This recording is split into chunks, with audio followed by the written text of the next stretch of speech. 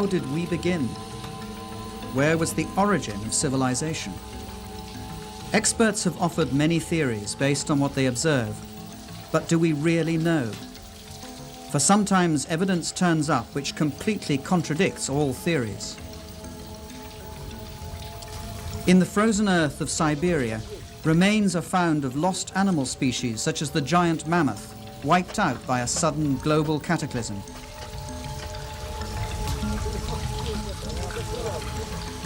Ancient maps have been discovered which show the continent of Antarctica centuries before we discovered it. This map, which is centuries old, depicts the true configuration of Queen Maud's Land, which is now under nearly a kilometer of ice, and its true configuration wasn't determined until 1949. A century ago, an archaeologist concluded the ancient city of Tiwanaku in Bolivia was a stellar observatory, aligned to the sun and stars. From it, he calculated its age to be 17,000 years old. His evidence was ridiculed until recently. The only correction that I would make is that we now have better astronomical measurements due to satellites and computers. And I would suspect the date would be more like 12,000 years ago. But that still makes Tiwanaku the oldest city known on the face of the earth. Geologists found that the Great Sphinx of Egypt has been weathered by centuries of incessant heavy rain. Such rain can only have occurred thousands of years before the pharaohs. Was the Sphinx built way before the dawn of civilization? What's at issue here is the entire history of civilization. It may not have gone in a straight line from stupid old cavemen to smart old us with our hydrogen bombs and our striped toothpaste. Sometimes evidence is found which breaks all the rules. In this program, we'll meet people who are looking at precisely this evidence and chart new theories which may change our views on the course of human civilization. This huge face was carved by the ancient Olmecs of Mexico. It's believed to be at least 2,000 years old. It's quite unmistakably African, and yet Negroes are not supposed to have come to America until after the time of Columbus. In his book From Atlantis to the Sphinx, author Colin Wilson collects clues which he and others believe to reveal footprints of a lost, advanced civilization that existed before history began.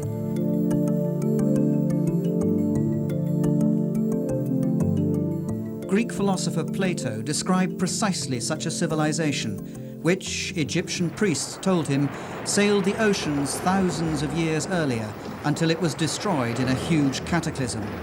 He called it Atlantis.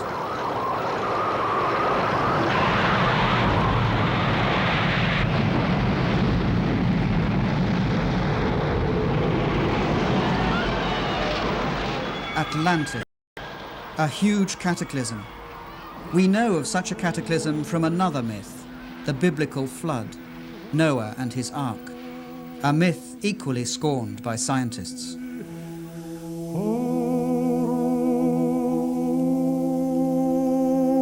Yet, when they reject the biblical deluge and Noah's Ark as fable, scientists are ignoring the fact that across the entire world there are hundreds of flood myths, quite apart from the Mesopotamian and the Hebrew accounts, which tell the same story of a worldwide disaster which virtually wiped out mankind before the beginning of recorded history.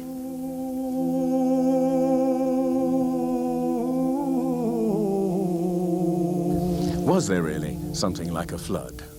And if so, was there a civilization that came before all the others? I'm saying a civilization and not Atlantis, because as soon as you mention that word Atlantis, every scientist groans, "Oh no," and stops listening. The notion of a universal flood is beyond intellectual respectability. But how unbiased is science itself? Does it really do what it claims to do? Take the facts and start from there. Throughout history, science has tended to focus more on its own theories than on the facts. From facts, a theory arises to explain them. Other facts are laid aside. New facts may change the theory, but as often they're again ignored. We call such facts anomalies, evidence which doesn't fit. In their controversial book, Forbidden Archaeology, scientists Thompson and Cremo show what happens to such evidence which contradicts the rules. Over the past 150 years, these archaeologists and anthropologists have covered up as much evidence as they've dug up, literally. Basically what you find is something we call a knowledge filter. This is a fundamental feature of science, of human nature. People tend to filter out things that don't fit. So in science you find that evidence that doesn't fit the accepted paradigm tends to be eliminated. It's not taught, it's not discussed, and people who are educated in scientific teachings generally don't even learn about it. What we're talking about, for example, was demonstrated in Hiatlico, Mexico, in 1966, when archaeologist Jean Steen McIntyre threatened to overturn the conventional view that mankind is relatively new to most parts of the Earth. That he penetrated into Siberia around about 30,000 years ago, and definitely not into America until about 20,000 years ago. In Mexico, Jean Steen McIntyre uncovered stone tools and human bones and had them dated through a variety of thorough scientific tests. We thought we had an old site. This was back in '66, and we thought it was perhaps 20,000 years old, and at that time that was considered a very old age for the site. When we finally got the dates and all the different methods we used to date it, it came out to be 250,000 years old. To tell you the truth, I would have been happy with a 20,000-year-old date. It would have made my career. And I was rather naive. I thought, okay, I'm just going to stick with the date. We've got the information, we got the facts, let's get the facts out and go on from there. And I didn't realize it was going to ruin my whole career. All her professional opportunities have been closed off since then. The site was closed, permission for further investigation denied, permanently. Yet earlier this year, over 3 decades later, archaeologists uncovered traces of human beings in Siberia dating back 300,000 years, a date which suddenly makes Jean McIntyre's find not so improbable after all. It's not necessarily a deliberate conspiracy in the sense of some people getting together in a smoke-filled room and saying, we're going to deceive people. It's something that happens automatically within the scientific community. So when a given piece of evidence disagrees with the predominant theory, then automatically people won't talk about it, they won't report it, and that means that science fails to progress in the way that one would hope.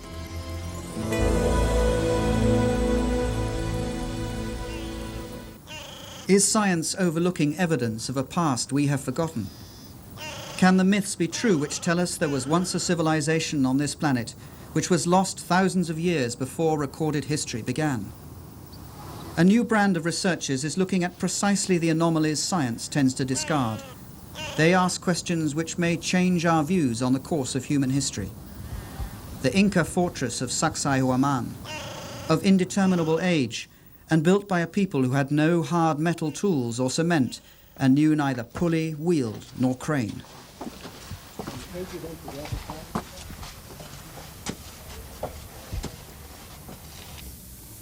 And just look at this stone. I've counted 11 corners. This thing must weigh more than 200 family-sized cars, and it reveals the incredible craftsmanship of the people who built it. These things also reveal something else, an incredible ability to handle things of this size. How on earth did they get it up there?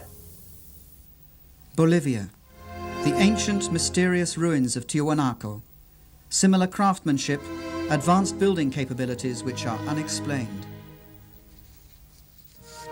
The facing stones of this site are perfectly set with no mortar. We took a needle, and that needle we tried to insert at every point along the joint, and the needle couldn't be inserted. A perfect cut. When the Spanish conquerors asked the Incas whether they built Tiwanaku, the Incas said, no, we didn't build it. It was built thousands of years before us. Now, the evidence shows it was built by an advanced civilization. And a chance discovery reveals just how advanced they may have been. The building blocks of Tiwanaku aren't held together by cement. Whoever takes them apart discovers the unexpected glint of metal holding the stones together. What I find amazing here is that to move to each site where the staple was needed, they had to have something like a portable smelting plant to maintain this metal in a molten state.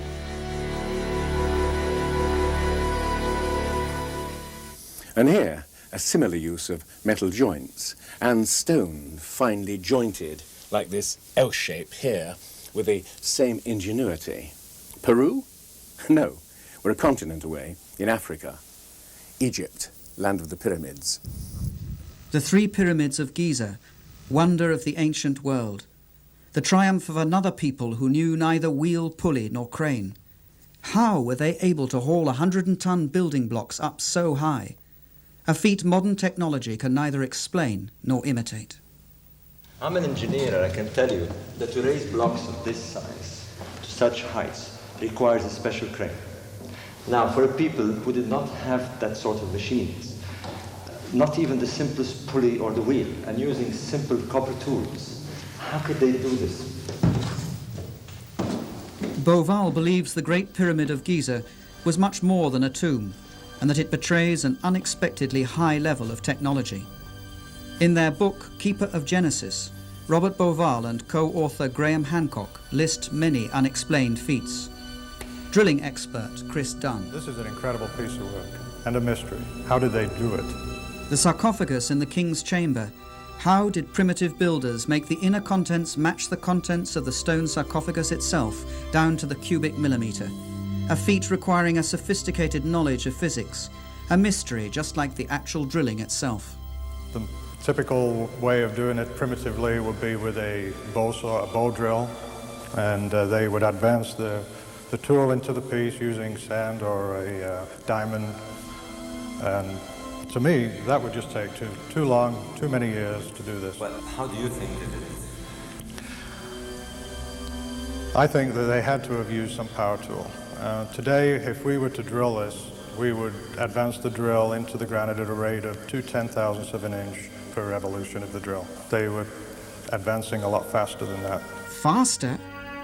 Researchers such as Chris Dunn wonder about the purpose of this strange instrument on a hidden frieze. But power drills? That seems a rash conclusion.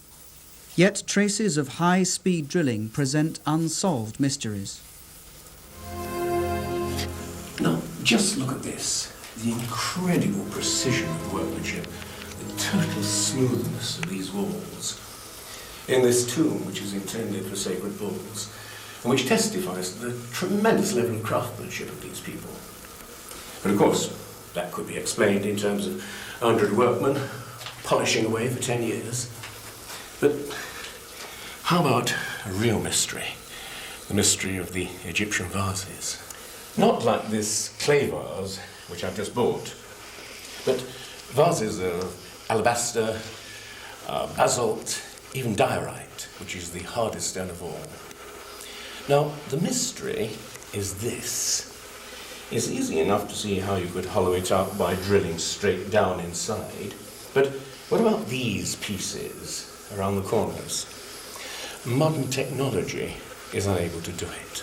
And yet, the ancient Egyptians fashioned thousands of these things, some of them 2,000 years before civilization is supposed to have started here. How? The mystery is still unexplained. Unexplained. How could the builders align their gigantic pyramids to the cardinal directions so impeccably? Perfectly east-west and perfectly north-south, with a precision unmatched by modern builders. The Great Pyramid seems to be a mathematical model of the Northern Hemisphere and incorporates the transcendental value of pi, the ratio of a sphere's diameter to its circumference, the basis of higher mathematics.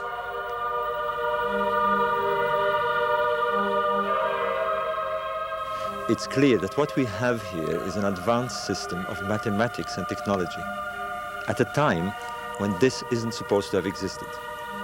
And to achieve these results, the ancient builders had to use a slope of 52 degrees. Any other slope just wouldn't work. But it was not only the Egyptians who knew pi.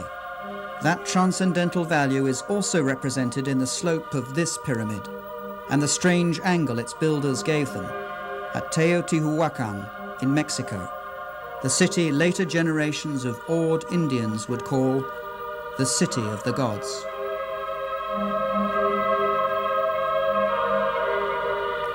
This city was once bigger than Imperial Rome.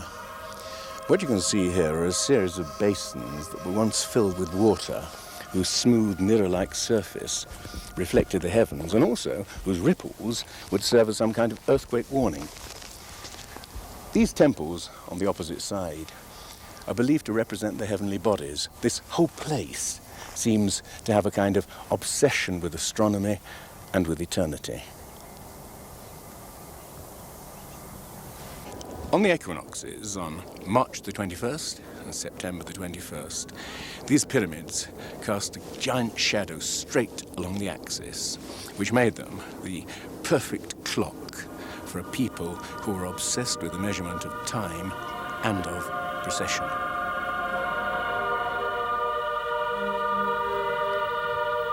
As if tapping some common source, ancient civilizations around the world display sophisticated knowledge of the heavens, which has yet to be explained. A fascination for the sun and stars and for precession, the slow, relentless movement of the earth, which make the constellations seem to travel through the night skies and epochs.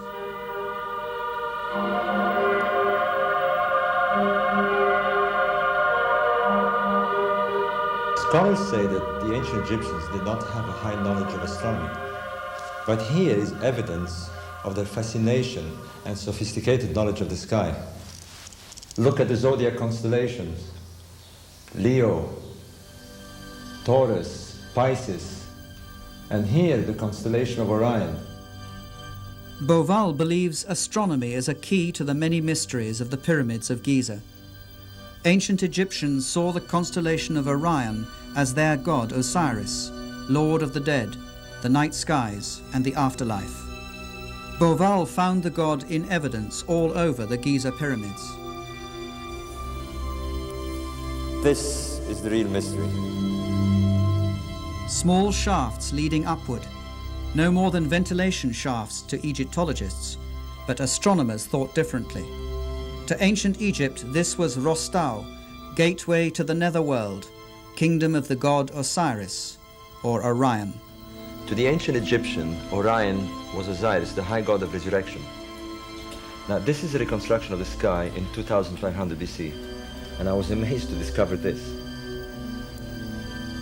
The shafts led up to Orion and the star Sirius, or Isis, consort of Osiris. In ancient texts, Beauval finds they must have served in a secret ceremony to make dead pharaohs resurrect as stars in the constellation of Orion. One of these texts says, "May you traverse the winding waterway, the Milky Way, and may you go to the place where Orion is."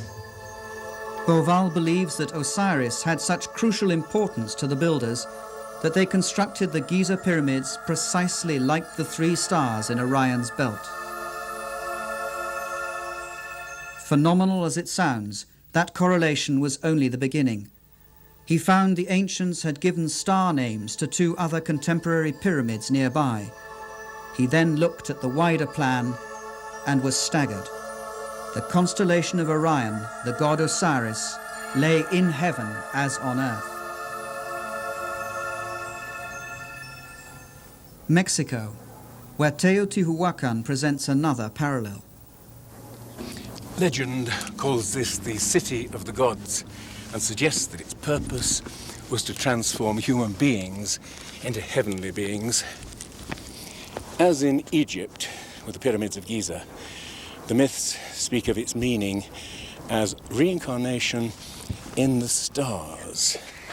That's the secret of Teotihuacan.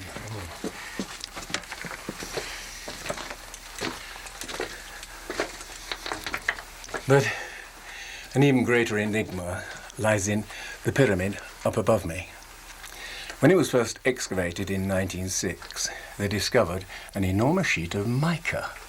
Now, we know that mica is used in electrical insulation, but we've no idea what they wanted to use it for.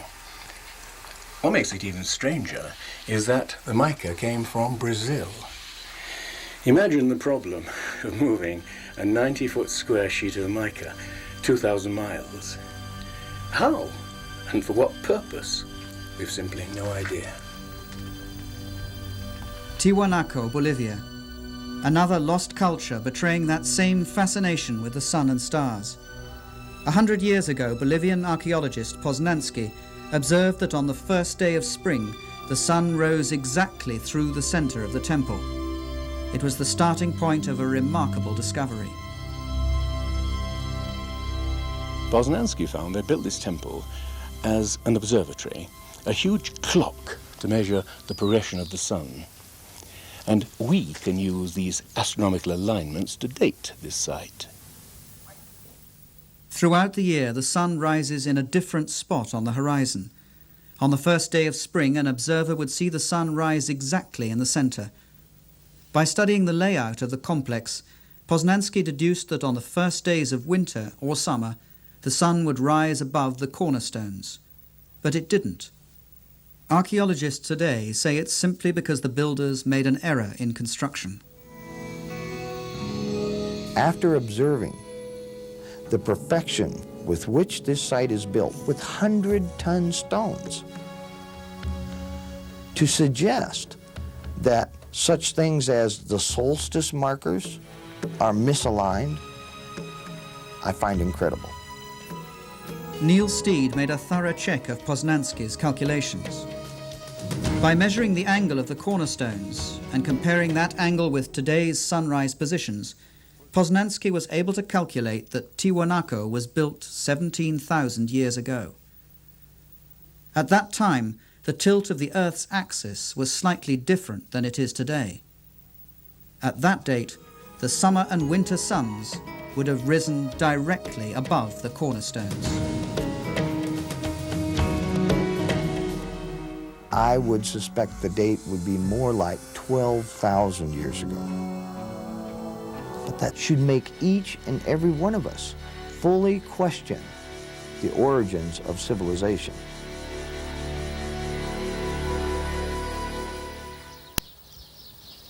Did a civilization lost in time leave its fingerprints in various places in the world? Egyptian priests told the Greek philosopher Plato of such a civilization which had existed 12,000 years ago. But according to science, mankind emerged from the Stone Age some 5,000 years ago. Could man have made that climb before?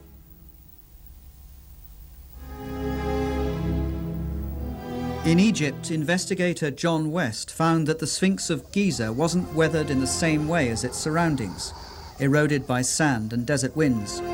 Instead of horizontal weathering, the Sphinx shows rounded, undulating marks of erosion. You don't even have to be a geologist to look at it and see what must have been responsible for that kind of weathering. Only water pouring in sheets over the enclosure wall could have produced those rounded contours.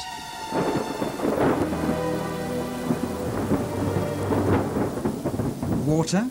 In the Sahara Desert? Certainly not in the times of the pharaohs. For that, you'd have to go back all the way to the end of the Ice Age, some 10,500 years BC, thousands of years before there were any pharaohs at all. But how is it then that the Sphinx has a pharaoh's head? The head is disproportionately small. Seen especially from the air, you see that the body of the Sphinx is long and flattened out, and the head almost looks like a pinhead stuck on the top of it. This, to us, is an indication that the head has been recarved. In other words, at some point in its long history, the head was redone. John West believes the Sphinx was originally a huge lion, which an unknown group of sculptors carved out of rock before 10,500 BC. It became eroded when the end of the Ice Age upset the climate and caused rains to pour down for many centuries. Only thousands of years later would pharaohs carve its head into their own image. The Sphinx, more than twice as old as was thought until now. The theory is ridiculed by Egyptologists, but geologists simply tell them the facts are there. Stranger still, according to Robert Bauval, astronomical evidence suggests that the pyramids of Giza all seem to point to that incredible old age. The layout of Giza matches uncannily with the position of Orion in the year 10,500 BC, a time when the Sphinx looked at Leo, its own image in the skies.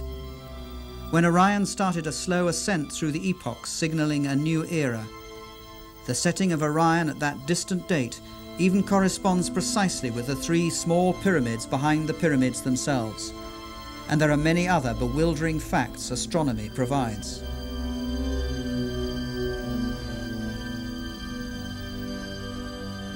And this matches exactly with the logical analysis of the Sphinx. So there are two hard sciences now indicating that the Sphinx could be going back to 10,500 BC.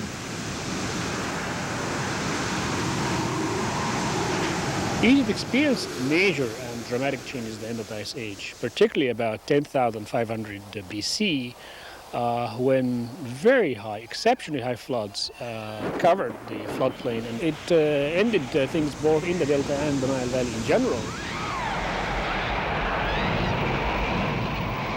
10,500 BC, a time of floods.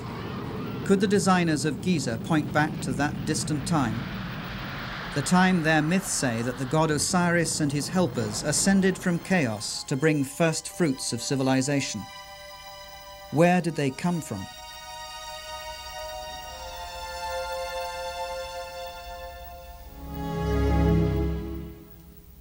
A god who was very similar was lord of ancient Tiwanaku in Bolivia. Here in this mysterious city of Tiwanaku, the god they worshipped,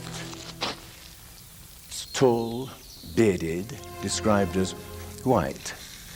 Viracocha emerged in times of chaos and destruction from across the waters to bring some kind of renewal to the human race. The white god Viracocha.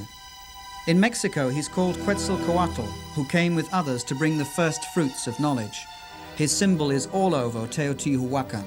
The feathered serpent, symbol of the enigmatic god Quetzalcoatl, who came from the east after times of tremendous cataclysm to bring civilization to this part of the world. Could gods like Osiris, Viracocha and Quetzalcoatl have been real people who came from afar? Survivors of a cataclysm that had destroyed their homes and civilization? Now, the question we're asking is this. Was there some remote civilization, as yet unidentified, that touched Egypt, Mexico, and South America, and left its imprint, however difficult to discern, in a body of knowledge? Now, taken in isolation, I agree. Each bit of evidence reveals little, but let's consider all these common elements together. Both sides had huge pyramids, precisely aligned to the cardinal points, incorporating sophisticated knowledge of mathematics. Both demonstrated an astounding knowledge of astronomy, expressed in the great sacred monuments they both erected. Although they knew neither pulley nor wheel, both could build using huge stones finely jointed, in a unique style of construction with L-shaped corners and metal clamps. And both cultures used the process of mummification to preserve and honor their dead. Here a new astounding clue was found when Dr. Balabanova of the German University of Ulm discovered to her surprise that many mummies from Egypt contained cocaine and nicotine, indigenous to South America. Ich habe eine Reihe von Briefen bekommen, die fast gefährliche Briefe waren, beleidigende Briefe, dass das alles eine Unfug ist, dass das Fantasie ist, dass das absolut unmöglich ist. Es ist nachgewiesen, dass diese Pflanze vor Kolumbus nirgendwo in der ganzen Welt außer Amerika vorhanden waren. But her research was repeated on hundreds of mummies and proved beyond refute. Did, in some distant past, seafarers indeed cross the seas and influence the cultures on both sides of the Atlantic? The thought is even suggested by what is not there: Mexico, the ancient culture of the Mayas. The Mayan priests had tables for predicting the eclipses of the sun and the moon, yet there was something very odd about the Mayans. They never even grasped the simple principle of the wheel. They were able to visualize eternity as no previous civilization could, thinking in terms of millions of years, and yet they never learned to weigh a sack of grain. This sophisticated civilization finally died because they didn't develop the simple agricultural methods to feed their own people. Now, what I'm suggesting is it possible that they simply inherited a specific part of their knowledge from some much earlier and wiser civilization? Contact. Sometimes the evidence is there for all to see. The ancient Olmecs in Mexico gave their rulers the face of an African. And how about this, carved by these same Olmecs?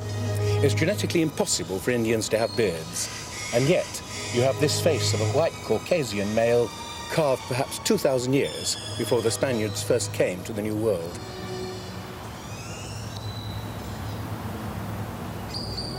So, faces of Africans and Caucasians carved many centuries before Columbus.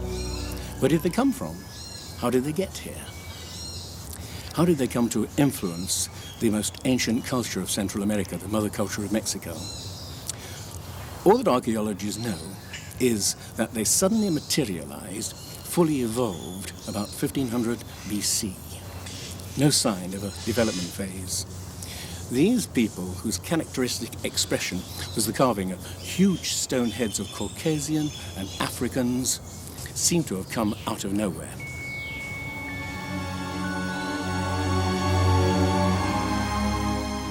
Oaxaca, the ancient citadel of Monte Alban. Here, further to the south in Mexico, is what seems to be the last record of these mysterious men. For these figures carved in stone seem to represent men who've been slain in battle, naked, forlorn, most of them castrated. This may be the point where these men disappear from history.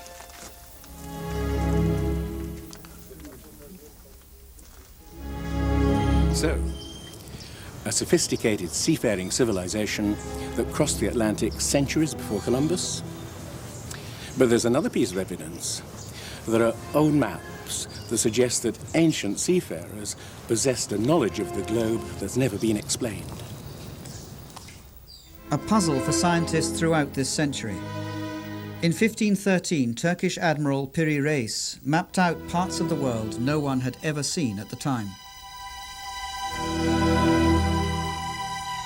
Columbus only explored the areas of the Caribbean. He didn't get to South America. He didn't get down to this area of South America all the way down to Antarctica. He didn't get anywhere near this area. But these maps are showing all these features accurately well before Columbus or the European explorers have reached these areas. This map, which is centuries old, depicts the true configuration of Queen Maud's land, which is now under nearly a kilometer of ice, and its true configuration wasn't determined until 1949. Unexplained. Cartographers have long pondered the strange projection used. It was found to resemble the one a modern nuclear submarine uses, which measures the world as it moves away from the center where it prowls. In this case, its center lay in Syene, Egypt, home of ancient cartographers. The map only seems distorted, but it accurately shows this part of the world. And there's more. To my mind, the most significant aspect of the Piri Reis map is the fact that it accurately depicts longitude, something that Europeans weren't capable of doing until the 18th century, but this is a 16th century map. Longitude. That story began on these beaches in the year 1707, when the English fleet was sailing from the Mediterranean towards the coast of England. Now, in those days, it was quite easy to determine how far north or south you were by measuring the angle that the sun or the stars made of the Earth's surface. But there was no technology for determining how far east or west you were, longitude. Well, Admiral Sir Cloudesley Shovel was infuriated when a sailor from the West Country told him that he was about 20 miles too far east and was likely to wreck the fleet on the coast. When his officers assured him that the course was correct, he had the sailor hanged for insubordination. In his last dying moments, he must have wished that he hadn't. Ships before had foundered in thousands, but now the loss of an entire fleet started the hunt for an accurate clock which would enable the calculation of longitude. It would take 2 more generations before it was finally developed. Yet the Piri-Reis map, made 250 years earlier, already shows knowledge of longitude. On the Piri-Reis map is mentioned the fact that it's compiled from many other source maps. These are copies of copies of copies. Most of the people who've researched this believe that the maps went back to at least to the time of Alexander the Great, but they are really much older than even that. Maps of the world, drawn way before we learned to sail the oceans? Unexplained building technology? Sophisticated knowledge of mathematics, astronomy? If there was such an advanced civilization capable of passing on its knowledge to the Sphinx builders, to the people of the Andes and Mexico, what happened to it? Well, Plato said that there was such a technologically advanced civilization able to sail the oceans of the world. Atlantis, lying on a huge island continent. Rejecting a lost civilization, science equally rejects the notion of a worldwide catastrophe that destroyed it. But the accounts of Plato or the Bible do not stand alone. The Popol Vuh, the sacred book of the Mayans, speaks of huge tidal waves and floods, of skies that darken for months on end, of indescribable cold and black rain and hail.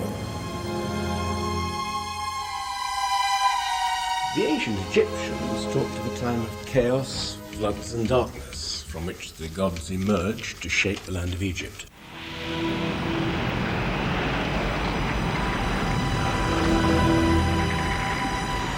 The sun disk of the Aztec speaks of 4 cycles of destruction: by flood, by fire, by wind, and by blood and war, and foresees the end of the world by upheaval from the bowels of the earth.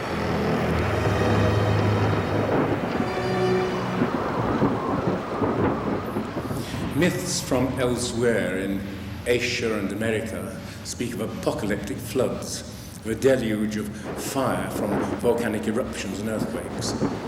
They speak with a disturbing realism of a past that we can neither clearly remember nor entirely forget. Scholars are inclined to believe that the flood is the fantasy of ancient poets. But suppose the scholars are wrong. Suppose some series of terrible natural catastrophes did reduce our ancestors to small groups living far apart, scattered all over the world. What we're looking for is some epoch that fits the myths as snugly as the slipper fits Cinderella's foot. A clue. The La Brea tar pit of California. Mass grave for over 1 million animals now turned into a tourist attraction. Well, deep below the surface here, you have the Salt Lake oil field. Asphalt seeps out through the cracks and fissures like a tremendous flypaper, and it catches animals in the asphalt. And we have incredible resources here from the animals that were trapped in this method during the last 40,000 years. The tar pits read like a book of ancient times, when animals abounded which we never thought of as indigenous to America at all. Mammoths, elephants, rhinos, giant sloths, saber-toothed tigers, even horses and camels. Then a huge catastrophe wiped them out, apparently within a few decades. The time is around 10,500 BC, over 12,000 years ago. The big animals, any mammal larger than a coyote, largely became extinct within a few tens of years. Yes, that is, in fact, a great catastrophe. A record of catastrophe. The end of the Ice Age, 10,500 BC, over 12,000 years ago. Temperatures that had remained relatively stable for thousands of years suddenly shoot upwards. A staggering increase of over 5 degrees in the twinkling of an eye, a period of 3 to 10 years only. That is the amazing discovery of scientists who drilled into Greenland's ice cap to investigate changes in the atmosphere. This Greenland ice core, some people have called it the Rosetta Stone of climate, because to be able to see that climate can shift so quickly was really a major find. And that change occurred over maybe 3 years to only a couple of decades, close to what we see today. We had found phenomenal changes in the chemistry of the ice. We found that during the period when the ice sheets were starting to melt away, that we have more signals of volcanic deposition and of greater magnitude or greater concentrations than at any other time over the last 110,000 years that we've measured. Unprecedented volcanic upheaval coupled with atmospheric turmoil and huge floods. For as ice sheets over a mile thick melted within decades, sea level shot up by 4,500 feet. Suddenly seas appeared where land had been.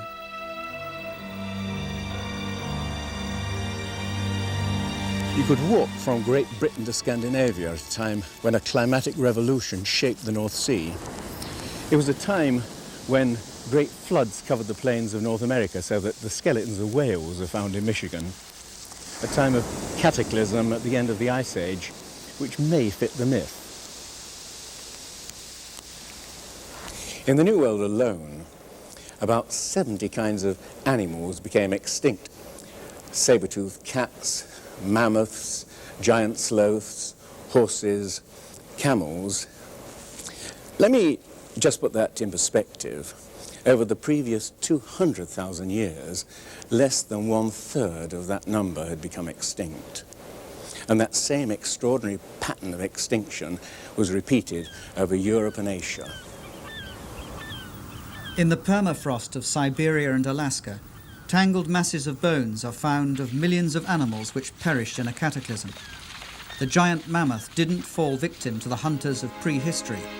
He was felled by natural catastrophe. At the turn of the century, Siberian hunters stumbled across the frozen skull of one huge animal. When it was dug out and transported, its stomach was found to contain undigested plants from a temperate climate. The animal had been deep frozen faster than any modern freezer is capable of. What is certain is that some 12 or 13,000 years ago, a terrible cold descended on Siberia and hasn't relaxed its grip ever since. This riddle of the instant frozen mammoths has given way to some strange anecdotes, some true, some untrue, like the mammoth steak served in Fairbanks, Alaska.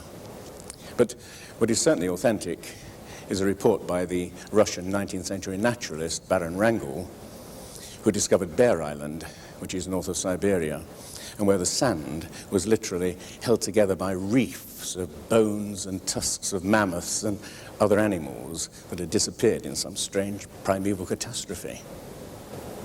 These mass extinctions, this tremendous volcanic activity, this rapidity of the melting of the ice seems to suggest some enormous climatic revolution that took place about 12,000 years ago. There seems to be some unknown factor that we can't put our fingers on. The end of the Ice Age. What made it a revolution? Here's the big question. What brought on cataclysm? One of the best theories that has been put forward is by an American, Charles Hapgood, who suggested something he called earth crust displacement, which meant that the whole crust of the earth shifted around suddenly like the skin of an orange. The whole outer shell of the earth, it's only 1/3 of 1% of the earth's mass, like the a peel of an orange, if it was loose. It moves. Thinner than an eggshell, the Earth's crust rests on a molten liquid interior. The ruling theory on the Earth's crust is that of plate tectonics, continents slowly drifting apart over hundreds of millions of years. Though science scorned the theory for over half a century, it now equally scorns the notion that the Earth's crust could move as a whole and suddenly. But one scientist was mesmerized by the idea. Had he lived longer, Earth crust displacement would have been considered more seriously. His name was Albert Einstein. This is a summary of what he said. When I came across Hapgood's work, I was electrified. Here was an idea that was simple, but could explain a whole range of problems. Hapgood had the theory. The question was, what was the mechanism that set this whole gigantic thing in motion? And it was Einstein who came up with the suggestion. The enormous amount of ice that builds up around the poles can become 2 miles thick, ice that extended right into the middle of the continent of America. And these billions, countless billion tons of ice, if they formed in an imbalanced way, would cause the Earth, as it were, to judder like a wheel with a great weight placed on its rim. This judder would in fact be sufficient to cause that switching of the crust of the Earth. 55,000 years ago, the North Pole lay close to Europe, but suddenly swept to Hudson Bay in Canada. And around 12,500 BC, it suddenly shifted again, almost 2,000 miles to where it lies now. Or is it better to say the lands and seas have been swept across the pole, propelled by a sudden displacement of the Earth's crust? If so, this is one of the things which would have happened at the end of the Ice Age. The displacement propelled America out of the polar zone. The sea to the north of it froze over with a thin sheet only meters thick. The huge old ice sheet over North America, more than a mile thick, suddenly melted in a matter of years. Now, what's so interesting about the Hapgood-Einstein theory is that it also explains all kinds of other myths quite apart from the myths of flood. There are myths of tremendous earthquakes, volcanic catastrophes, black rain falling from the sky, sudden freeze-ups of whole lands. And you can see that in point of fact this is precisely what would happen if the Earth's crust switched around. Quite suddenly, areas that had previously been freezing would suddenly be switched into regions. Things like that flash-frozen mammoth of Siberia. Whole species would be wiped out. If an Earth crust displacement caused the deluge that destroyed a civilization, where was that civilization? Searchers believe to have found it on the Greek island of Santorini, once destroyed in a huge eruption, or in ancient Troy. The German island of Heligoland almost washed away by the North Sea. They have searched for sunken continents in the Atlantic Ocean, but nothing has been found. And it's this exact problem that scuppered Plato's Atlantis as an ocean for serious scholars. You see, oceanographers have mapped the floor of the Atlantic and the Pacific Ocean, and there's no lost continent. Or is there? In Plato's account of Atlantis, he describes the island as a vast island continent with mountains in the middle of the real ocean. And the real ocean, of course, is the world ocean. It was only later that we began to divide the ocean up into different parts, calling it Atlantic and Pacific, etc. In reality, the world only has one ocean. The myths from around the world, some of them are very explicit about what happens in the Zen Vesta of the Vedic literature. The island continent is destroyed not only in a deluge, but it is covered in snow and ice. So we're looking for an ice-covered island in the middle of the ocean, and there is a great candidate in Antarctica. If the North Pole shifted, so must the South Pole. Flem-Ath believes that 12,000 years ago, part of Antarctica lay in temperate zones, and could have housed a civilization, lost when the continent was swept into the grip of the pole. It's the explanation he finds for maps which show parts of Antarctica as they lay under ice. Turkish Admiral Piri Reis demonstrates knowledge of Antarctica he shouldn't have had.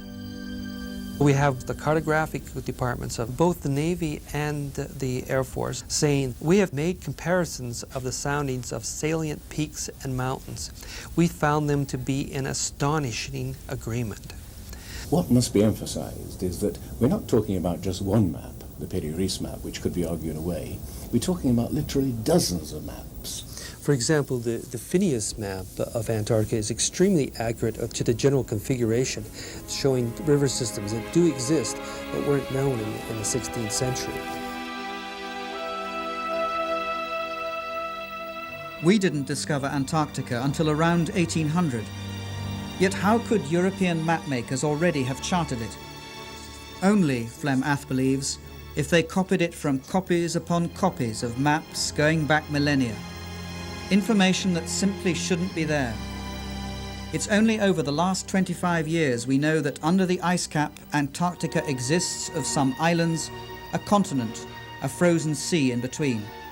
Yet the notion is already here on this map. What I'm saying is that these islands here correspond to this area. And the snowfall pattern through here is very heavy.